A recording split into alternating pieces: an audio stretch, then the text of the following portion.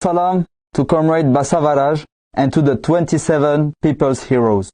We, as the fighters and commanders of the People's Army TICO, have learned that the Communist Party of India Maoist General Secretary Nambala Keshav Rao, known as Basavaraju, and 27 commanders and fighters of the People's Liberation Guerrilla Army were immortalized on May 21. For this reason, we send our condolences to all the workers, peasants, and laborers of India, especially to the fighters and commanders of our sibling army, PLGA. We respect the memory of the immortals and declare our eternal commitment to their struggle. Throughout his entire life of struggle, Comrade Basavaraju worked for the liberation of the workers and peasants with a consciousness of fire and a will of steel. He dedicated his life to the freedom of the poor people living on the soil of India. He understood the revolution not only as a duty, but as a way of life.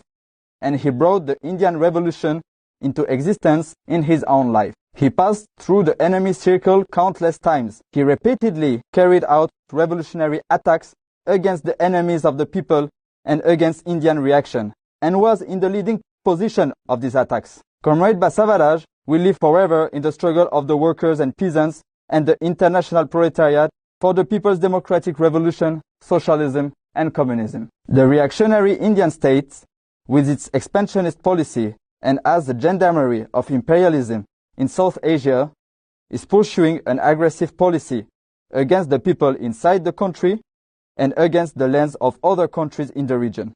The fascist Brahmanical Hindutva RSS BJP regime is using fascist terrorism to defend the interests of large mining companies and multinational monopolies.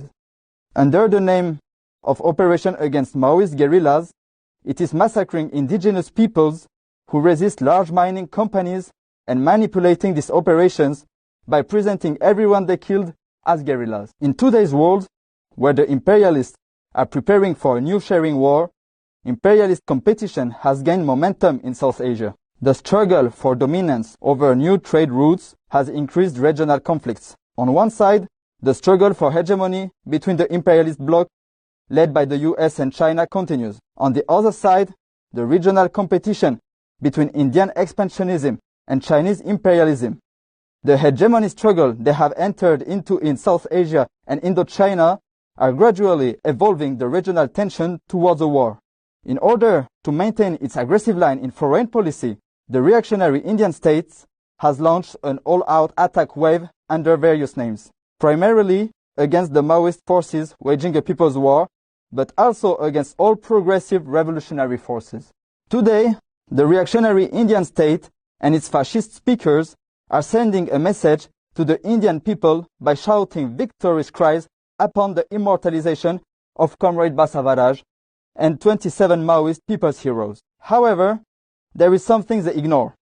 From the Naxalbari uprising to the present day, the workers, peasants, and laborers of India have built an indestructible bridge of freedom extending from the shoulders of tens of thousands of people's heroes under the leadership of CPI Maoist. This bridge is an indestructible fortress that has been mortared with the blood of martyrs.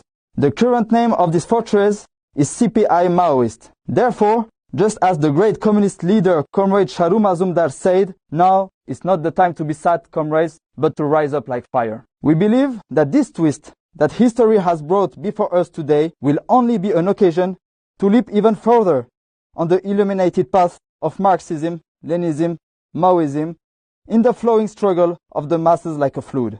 The absolute victory of the People's War will shine like a star in the skies of South Asia. Long live the Communist Party of India Maoist. Long live the People's Liberation Guerrilla Army. Long live Marxism, Leninism, Maoism. Martyrs of the revolution